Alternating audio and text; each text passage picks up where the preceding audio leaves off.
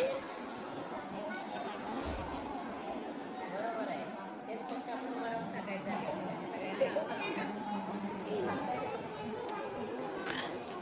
बरोबर आहे. आपण काय करतो, वाघांचा प्रमाणापेक्षा किंवा अति वापर करतो, अति जास्त वापर करतो. त्यामुळे काय होतं, त्यातून मग परत धूळ विषारी वायू बाहेर पडतात, जे की आपल्याच हवा प्रदूषणासाठी कारणीभूत ठरणार असू शकतो. बरोबर आहे का नाही? म्हणजे एक प्रकारे आपण या सगळ्या गोष्टीला आपणच कारणीभूत आहे. या संदर्भातच एक छोटीशी कथा सांगतो मी तुम्हाला. ही शिवानी नावाच्या मुलीची तुमच्याच वयाची मुलगी आहे ती, आणि सगळे ती रोज शाळेमध्ये येत जात असते वेळी प्रत्येक गोष्टीचं ऑब्झर्वेशन म्हणजे निरीक्षण करत असते. म्हणजे तिच्या आजूबाजूला ज्या गोष्टी घडत असतात त्या सगळ्या गोष्टीचं ती निरीक्षण करत असते. मग एके दिवशी काय होतं, तिला असं जाणवायला लागतं की शाळेला जाते वेळेस अचानक आकाश असं एकदम असं काळं झालेलं आहे. आता ते काय पावसाचे ढग नसतात. तिला तो प्रकार जाणवतो. ती त्याचं निरीक्षण करते. आकाश एकदम आज रोजच्यापेक्षा काय झालेलं आहे, जास्त काळा असं झालेलं आहे. किंवा त्यानंतर थोडंसं पुढं पुढच्या चौकात आल्यानंतर तिच्या निदर्शनास असं येतं की एका ठिकाणी रस्त्याच्या बाजूला मिक्स स्वरूपामध्ये असा कचरा एकत्रित टाकलेला आहे आणि ती लोक जाळत आहे. ज्याच्यामध्ये प्लॅस्टिक आहे किंवा इतर सगळा मिक्स असा कचरा त्याच्यामध्ये आहे. आणि त्यातून काय झालेलं आहे, धुराचे लोट असे बाहेर येत आहेत, ते पुढं आकाशामध्ये जाऊन पसरत आहे. असं सगळं ते ऑब्झर्वेशन करत असते. आणि त्यानंतर ती घरी आल्यानंतर तिच्या आजोबांना विचारते की आजोबा, मी आता आज असा प्रकार पाहिला, हे सगळं कशामुळे होत आहे. त्यानंतर तिचे आजोबा त्याला म्हणतात की आपण सर्व माणसे निसर्ग कृती करतो. किंवा मी एखादं समजा चिप्सचं पाकिट खाल्लं, त्याचं प्लॅस्टिक मी चिप्सचं पाकिट रस्त्यावर फेकून दिलं, तर त्याचा एवढा मोठा परिणाम पुढे भविष्यात आपल्या होऊ शकतो. मग त्या दिवशी ती शपथ घेते की मी आता इथून पुढे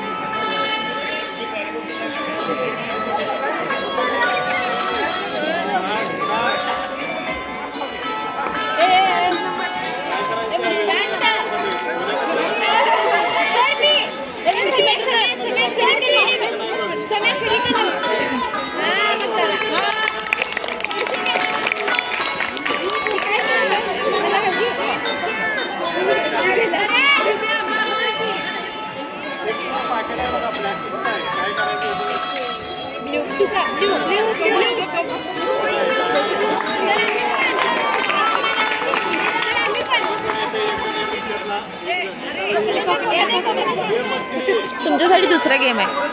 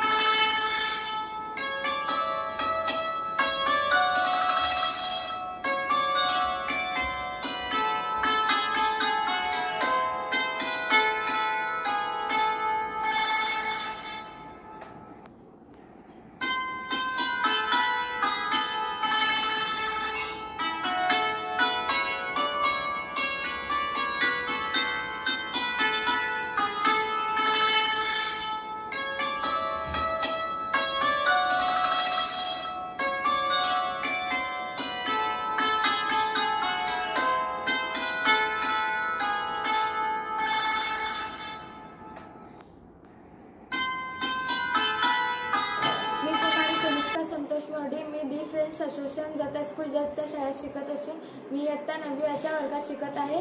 आज 12 नोव्हेंबर 2025 रोजी आमच्या शाळेत डिफरंट कांबळे सर यांनी आम्हाला कचऱ्याबद्दल माहिती द्यायला आलते की कचऱ्याचा प्रवास कसा होतो, कचऱ्याने हानिकारक कसे होतो, कचऱ्याने आपण कचरा कसे कमी करायचे ह्याबद्दल आम्हाला मार्गदर्शन देऊन आम्हाला त्यांनी प्रोत्साहन दिले. ह्याबद्दल मी महाराष्ट्र संस्थेकडून त्यांचे आभार मानतो. धन्यवाद. नमस्कार, माझे नाव अपूर्वा शिवकुमार मंगसुळी. मी 9वी अ Jath school different association Jath school Jath इथे शिकत असून आज आमच्या शाळेत स्वच्छ महाराष्ट्रातर्फे 2.0 तर्फे शुद्ध कांबळे सर आले होते. त्यांनी आपल्याला 5 रिड्यूस व कचऱ्याचा प्रसार कसा होतो, आपल्याला कचऱ्याचे रिड्यूस कसे करावे, कचऱ्यातून आपल्याला काय काय मिळू शकते, आपण कचरा कसे पसरू नये, कचऱ्याने आपल्याला होणारे हानिकारक हे सगळे सांगून दिले.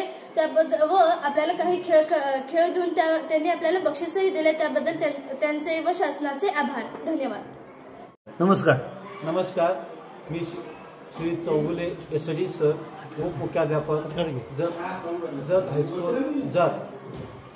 आज आमच्या शाळेमध्ये महाराष्ट्र शासनाच्या स्वच्छता विभाग अंतर्गत 2.0 या अंतर्गत श्री कांबळे सर आमच्या शाळेत आलेले होते. त्यांनी मुलांच्यामध्ये स्वच्छतेबद्दल जागृती निर्माण केली. स्वच्छता किंवा कचऱ्याच्या प्रकाराबद्दल माहिती सांगितली.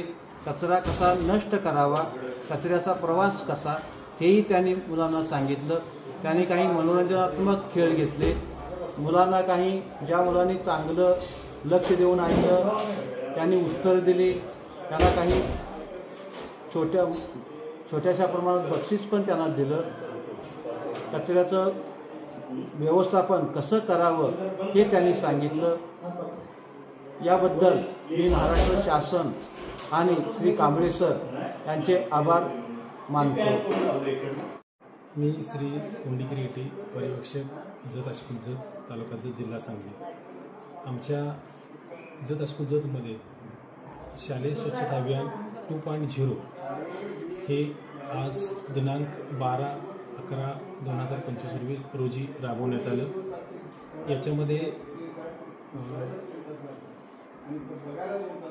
श्री कांबळे सर व श्री सौ साळे मॅडम यांनी विविध स्वच्छतेच्या संदर्भात माहिती सांगून विविध प्रकारचे खेळ घेऊन मुलांच्या मनोरंजनाबरोबरच विविध अशा पद्धतीची बक्षीस देऊन मुलांच्यामध्ये एक स्वच्छतेची गोडी निर्माण केली. आणि इथून पुढे आमच्या प्रशालेमध्ये जास्तीत जास्त स्वच्छता राखून जास्तीत जास्त विद्यार्थ्यांचं आरोग्य कसं आपण चांगलं राहील याच्यासाठी त्यांनी खूप अशा पद्धतीचं मार्गदर्शन केलं. त्यांचं महाराष्ट्र शासनाचं त्यांचं आमच्या प्रशालेच्या वतीने आभार मानतो आणि थांबतो.